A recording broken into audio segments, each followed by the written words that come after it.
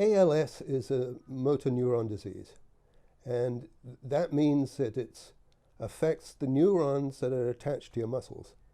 And what happens is that the neurons stop working for some reason or other, and nobody knows why. And then your muscles say, wow, I've got nothing to do here, so they waste away to nothing. And I started to notice a problem about 3 years ago. When I was in the gym, I couldn't raise my arms above my head. When I was on an airplane, I started not being able to put the carry-on into the overhead bins. So I went to a local neurologist. He gave me a whole series of tests. At the end of the test, he said, I think you've got ALS. Now, when he said that, I slightly held my breath because I was expecting to say, but nothing happened. So my initial reaction was, oh, that's interesting. What do I do now? I asked him, how long do you think I've got? And he said, well, anything between 2 and 20 years. And at the moment, I've just, I won't say celebrated, but marked the second anniversary of the diagnosis back in January of this year. It was life-changing in a sense, because I just couldn't do the things I had used to be able to do. Having led a very active life, I'm now sedentary. And I might look very good here. People have said, boy, you look great. But if you look at I can't move my fingers, I can't move my arms. I can just about stand up and I can shuffle from room to room. But how long is that going to last? I don't know. It's been a slow progression, but almost every month something else has gone that I can't do anymore. Something I've learned that people might want to think about during my time with this disease is that I think it is essential, whatever health situation you're in, you need to start planning. You need to recognize that sometime, sooner or later, hopefully it's later, you're going to die. We have been so grateful for all the support that has been given by our neighbors, by our friends, and especially by the church. People are very concerned once they know the kind of discussions that I'd had with the doctor. They're very uneasy about talking to you about death. And many people that we have heard of, when, say you or Barbara said, oh, we're going to see the Frosts. Oh, wow, what are you going to say to them? How do you talk to them? And they're very embarrassed about it.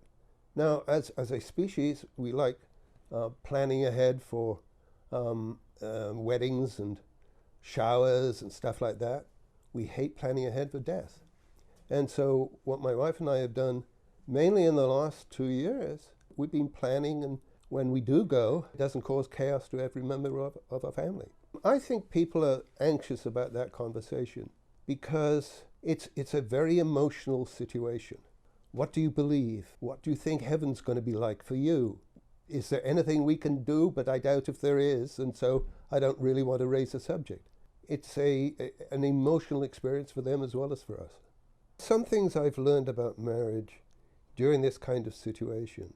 You've got to be patient with each other, and you've got to plan your life in a totally different way, in the sense that the spouse is not only looking after the house and making it the best restaurant in Northern Virginia, but also they are taking on additional jobs around the house, like gardening.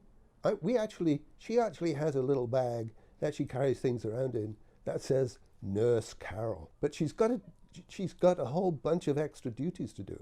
What has it taught me about love and marriage is that it is a strain. When I think about saying in sickness and in health, as we did in our marriage ceremony, I think it takes on a whole new meaning now. Yeah, it's not just a word, it does affect your way of life, to the extent that we're very much not in the health bit, we're in the sickness bit. In some cases, you've got a finite time that you think about. I have no idea when I'm going to pass. It is very interesting how my thought process has gone in terms of what's it going to be like to die? What am I going to be? Where am I going to be after I've died? How do I approach that? I have spent nights trying to figure out the various things that I would like to say. And right now, most of the things are, is have your faith, keep your faith, make it stronger, don't panic. There was a great series of books back in the 70s called The Hitchhiker's Guide to the Galaxy. And that was the main message of that, is don't panic. How does my faith in Christ help me be free of anxiety? It's the faith, his promises. He'll be there beside us. There are times when I sit in my chair and look out the window and I get a remarkable collection of animals and birds out there. That has always been a major love of my life, is nature. But how is it affected? I really don't. I think it's more of the same. The experience of flowers and birds and butterflies, everything like that. It's the diversity of creation.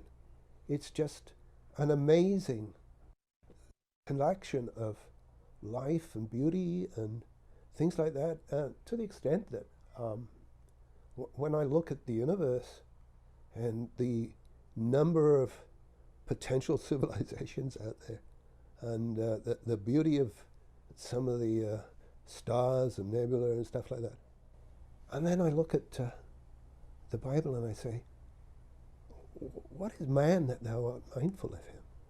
And you're going to have to finish this because I don't know. And the Son of Man that, and I don't know how to finish that one, but what are we that are so important in this universe? I can't answer that. Understanding of heaven at the moment is based on really what Scripture says. And what has intrigued me over the last few months as I delve into this more is that Scripture basically defines heaven as being more than current earth is. It's a better earth.